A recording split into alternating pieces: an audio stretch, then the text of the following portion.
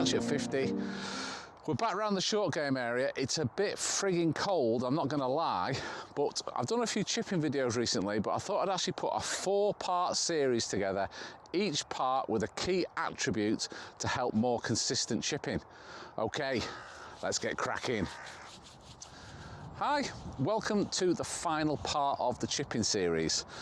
So the first 3 have been about all getting a very consistent chipping technique and fundamentals, and what this allows us to do now is mean that we've now grooved a nice chipping action. What we've got to do now is try and still keep this as simple as possible. Okay, so what we want now is we don't want to change that technique unless we absolutely have to. Obviously, if you've got to hit a big flop shot over a bunker, then that changes things. Then you've got to try and be a bit more creative. But for just trying to hit consistent chip shots all the time, try and stick to that same technique. Don't change it, okay? And what I mean by that is, if I've got a short chip shot just in front of me here, then I've got my lob wedge here, and I will just hit a nice little floater, okay?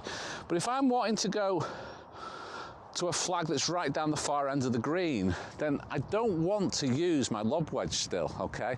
We want to keep the technique the same, but adjust the club for the shot in front of us, okay? So for that shot, I've just got my 9-iron here now. So we keep the technique the same, exactly what we've spoken about in the previous episodes, and then just do the same thing. And then we get that low runner that goes all the way down to the far end of the green. So what we need to do is just get used to getting our technique, something that's repeatable and reliable and we start to feel comfortable with, and then stick to that technique. Don't try and change our technique for the shot that's in front of us. Keep the technique the same and change the club for the shot that's in front of us. When you go around your practice chipping area, just try different clubs, you know, chip some with your L-wedge and chip some with your wedge, chip some with your 8-iron, and get a feel for how far those chip shots go and how they react when they get onto the green. And then you can start to really formulate a really sharp short game. And what all this is about just trying to be more consistent. We're trying to take those really destructive shots out of the equation, okay?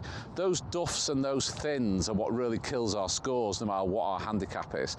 If we can develop this chipping system that is just very consistent and very reliable, that means that we're just going to be consistently getting the ball onto the green all the time, then obviously it's going to save us shots on the golf course.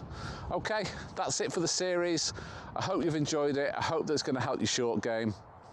If it has highlighted something good for you, pop it in the comments. I always love to hear from you, and I will see you in the next video, and hopefully it's going to be a bit warmer because it's absolutely frigging freezing cold. Okay, see you in the next video.